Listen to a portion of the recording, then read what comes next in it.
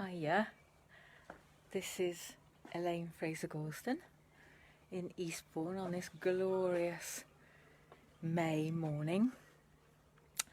I've started a little bit early, so we'll wait for a few more people to join us before I actually start walking round the garden at past.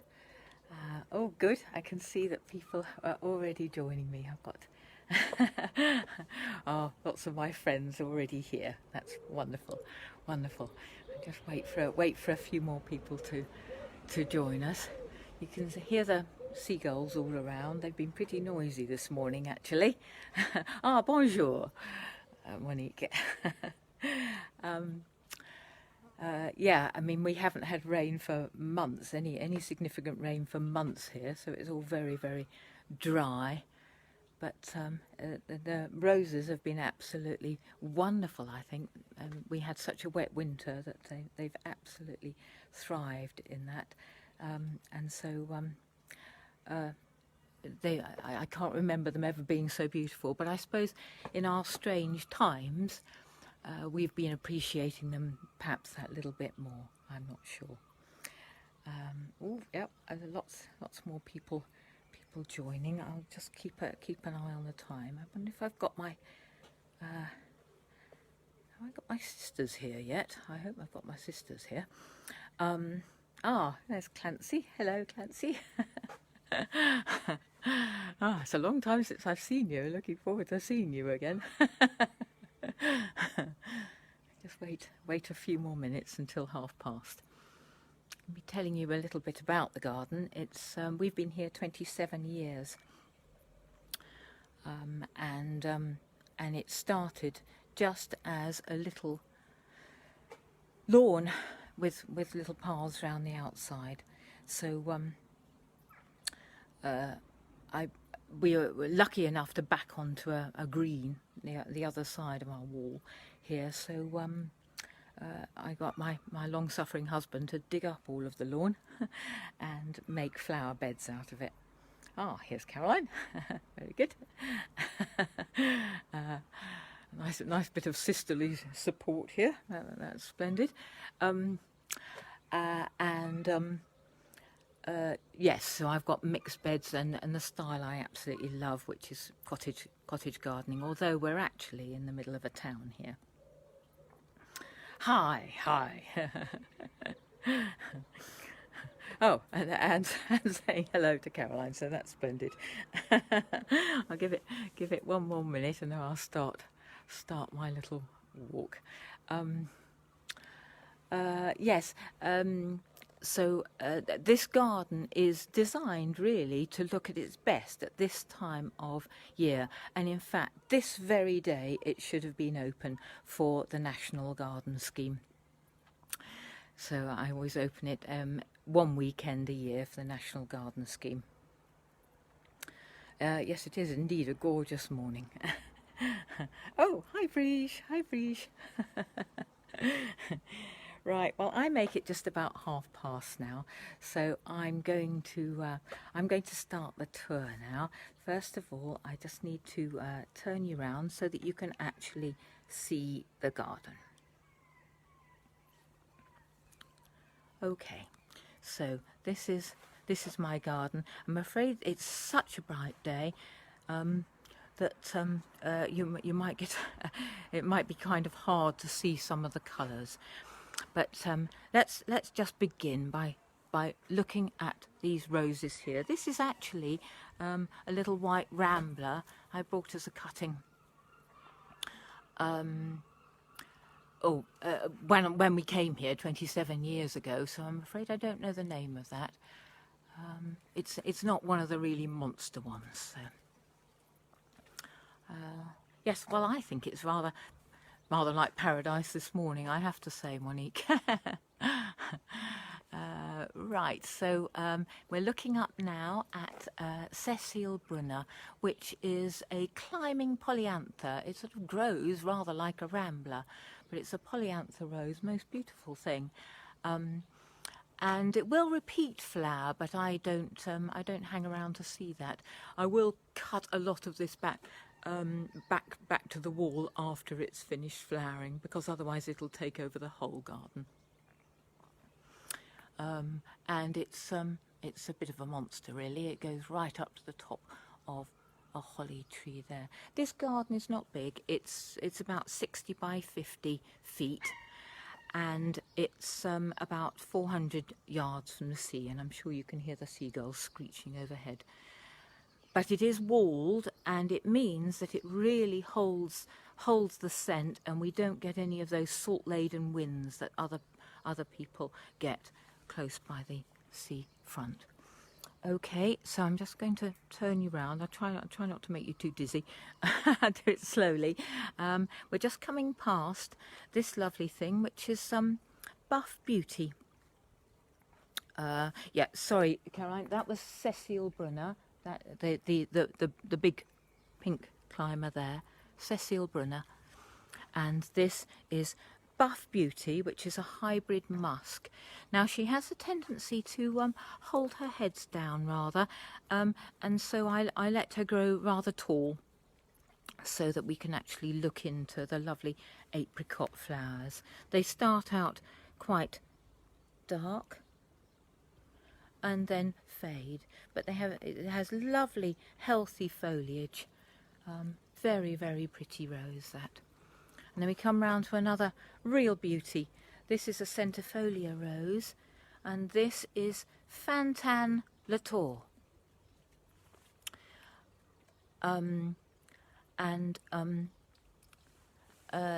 It's my husband's favourite rose, actually, and it has the most incredible scent. So a really very beautiful rose. And then coming round along the paths, I'll just show you how we've bisected the garden with these stone paths. Coming round this one, actually we'll look at it from the other angle. This one here, and we don't get quite so much light. This is a lovely moss rose. This is William Lobb. And you can see the lovely moss on the sepals. It's another very, very old rose. Most of my roses here are single flower. This will only flower once. These old roses mostly only flower once. Basically because I tend to spend my summers, my Julys and Augusts in France. I'm lucky enough to have a garden in France, and I have a lot more roses there, and I have more of the repeat flowers there. Yes, you're quite right, Julia. You need scent vision as well, because most of these old roses have the most glorious scent. You're absolutely right. Morning, Yvonne. Do I feed them? Well, I feed the soil. I don't feed my roses specifically, but I do feed the soil a lot. I use chicken pellets. I use mushroom compost. It's a very chalky soil here, so very free draining. So it needs a lot of oomph to it. So I use compost, manure, and all sorts of things to give it more body. I don't ever spray them. I don't spray them against black spot or green fly anymore. They do get aphids, and I just tend to rub them off. This is Fantan Latour again, and I will just, if I see them, I'll just rub them off, or jet them off if I've got the hose pipe handy. And as long as you're vigilant with things like that, then you can mostly keep them under control, I think. This is Fantan Latour going right up into that quince. Such a beautiful thing. And then we come across to another very beautiful one. Now this is a damask rose. This is Eastbourne. Another wonderful scent here. And the damask roses came over in the time of the the Crusades in the 13th century, so a very, very ancient variety of rose. And this is just a glorious thing. She only has one fault, I think, and that's that the stems are a bit sort of lax, and so I have to keep sort of tying them up. She doesn't hold herself up well like a lot of these roses do. And on the other side, another absolute favourite of mine, which is Rosa glauca. It used to be called Rosa rubrifolia, for the obvious reason that it has these beautiful bluish red leaves, which set off the flowers. The flowers aren't very much, but they do look lovely amongst that gorgeous foliage. And then it has the most beautiful red hips. Again, wonderful in the foliage there. You can let this grow very, very, keep it within bounds. I like it to be practically a tree, because I just think it's such a lovely thing. But what we do, I mean, this is very ancient now, and each winter, or very early spring, we cut out the oldest stems. You can see that or perhaps you can see that the oldest ones will go much paler, and so each winter we'll take out one or two of the oldest stems, and then you get this wonderful new growth here, which is darker and much more prickly, of course, and and that will carry lots more of the flowers, and it keeps the whole plant really invigorated there. It's down to some herbaceous peonies there, just picking up the colour. And across to another. Now, Graham Thomas. I've actually got Graham Thomas, an English rose, over the other side, just coming out. But I don't have many English roses in this garden. I tend to have those in France. I'm sorry, it's so bright today. I'm finding it quite hard to read what everybody's saying. Oh, Laura's saying that she grows Clematis Princess Kate presumably through her Rosa glauca. Well, I bet that looks absolutely stunning. Wonderful. That's a real grow bag favourite, the Clematis Princess Kate. We've had a lot of fun with Princess Kate at Chelsea. That's a whole other story. Anyway, back to this rose, which is a Bourbon rose, and it's Isaac Pereire, and that wonderful doyen of roses reckoned that this was the most scented rose in cultivation. She's lovely, but she has one fault too, in that she's awful in rain. She just the roses are so heavy and so full that it just looks a horrible sort of soggy mess when it rains. But since we haven't had any rain for a couple of months, that hasn't bothered her at all this particular spring. All growing in amongst these Californian poppies here, which are rather stunning. Okay, on we go. Just coming round here. I hope you can see this. It's such a bright morning, this. I can't really see what you're saying. Let me just hold this in the... sorry, you're getting a long look at an iris at the moment. Oh yes, that's right. It was the one that Caroline tried to murder at Chelsea. You're absolutely right. Quite so, quite so. Okay, so coming past the artichokes and this very glorious dark-leaved elderflower. My husband made elderflower cordial from the flowers this week. Coming into the quiet centre of the garden. We've just got a couple of pots for herbs here, but otherwise it's just a quiet centre, surrounded by little yew hedges, a little circle. To the shady... The whole garden is south-facing, so this is actually a north-facing wall, the back of the garden here, so there's a lot of woodland planting here. And the roses on this side tend to flower a little bit later, which is rather nice, actually. So this one is Madame Hardy. She's an Alba rose with she's got white flowers with a little button eye. I've got another Alba over there, across there again, not out yet. And now that one is Great Maiden's Blush, and there's a good story about that one, because she was also known as in French as Cuisse de nymphe mue, which means thigh of an emotional nymph. So quite a saucy name for that one. Another very old rose. And another Alba. You can distinguish Albas because they've got this lovely grey-green foliage. Again, not out yet. This one's Celestial, which is the most heavenly pale pink, but not going yet. And more still to come. I don't know if you can see these. This is a Mulliganii that completely took over Laura's garden, and she had to wrench out with some heavy machinery.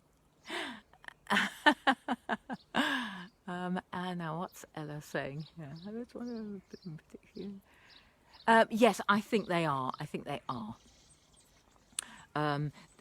They are early because we've just had such stunning weather. Yes, I think you're right. I don't normally have this much out for the very weekend that I open for the National Garden Scheme. Buffering for Caroline now. Okay, well, I better get out of this corner fairly quickly. Can I just show you this Agnes? This is a very unusual rose because it's a yellow rugosa. So rather a pretty thing. Rugosas have that lovely rough foliage that never seems to get black spot or any of the problems and rust and things that seem to beset other roses. And I have another rose here. This is Roserae Delay. Very pretty and very, very fragrant. I have two of these on either side of a path. Unlike a lot of rugosas, it doesn't have terribly good hips. So this one, the feeling, but this one I tend to deadhead. The other rugosas that I grow elsewhere, I don't deadhead because the hips are like sort of tomatoes. They're enormous and very beautiful, but this one doesn't. So I just want to keep the flowers going as much as possible. Just coming round and looking across the garden again and up to that incredible Cecil Brunner. Down here I've got Rhapsody in Blue, one of my absolute favourites. It's just a shrub rose, just a modern shrub rose. Wonderful repeat flower, this one. Really, really good, and such an unusual colour. I like it. I love the way that it's growing with this Centranthus here, and the Geranium Xylostemon. I think it's a very pretty combination. And underneath the pergola here, I've got with the golden hop lighting up a slightly shadier spot. And this is Meg. Very, very pretty. And a very dear friend a long time ago died, and she had this all over her house. So every time I look at this this pretty climber here, Meg, then I can think of her. And looking across this bed, there's a couple of other roses. I've got, this is Wilchenblau. Now this can get actually, no, it's not actually blue, Caroline, no. I know it says Rhapsody in Blue, it's actually purple. You're absolutely right. Yeah, this is Wilchenblau. Now this can get very big. This Rambler can get very big, but I don't let it. I cut it down after it's finished flowering, because I like the way that it sort of wanders around the other plants in this particular border here. The difference between ramblers and climbers is that ramblers will flower on the previous year's growth. So you cut ramblers down just after they finish flowering, and then they will flower on the growth next year that they made this year. Whereas climbers will flower on new growth. They carry on flowering on new growth. So keep going underneath the pergola. We've got a very pretty climber here, modern climber called, I don't know if you can see that. Okay. This is oh, look at the bumblebee in it. Isn't that wonderful? They love these single flowers. This is summer wine. Fabulous repeat flower, fabulous scent again. Isn't that great? Just really enjoying himself on this lovely morning. Yes, quite a big climber, but very pretty. And here we've got Jacques Cartier, again full of petals here, and a lovely scent. Another very old rose, and that sort of brings me round almost back to the beginning. One more rose to show you here. I've got this is Countess of Wessex. She's one of the first to flower, and then she opens a lovely sort of butter yellow and then fades to white. But she keeps going all summer. Absolutely lovely rose. Modern shrub rose, quite an old-fashioned shape. Perhaps I can show you that rather beautiful bloom there. And that's a little walk round my garden. This is the business end. I've got all my baby plants there. Okay, so I'm just going to turn you back to me. I hope we haven't got buffering problems here. Right, so that was a little tour around my roses this morning. I hope you enjoyed it. I need to remind you that tomorrow morning Sister Laura is going to be taking you round her veg patch on Instagram. Now, that's at 10 o'clock. But when I say her veg patch, I have to tell you that it's actually her husband Tim's veg patch, and Laura is having to learn quite fast about vegetables. So if in doubt, listen to what Tim says rather than what Laura says. I'm just giving you that little bit of warning there. I'm going to finish by a little pan around the garden. So I'll say goodbye now. I hope you've enjoyed it. I have to put my glasses on just to read in it.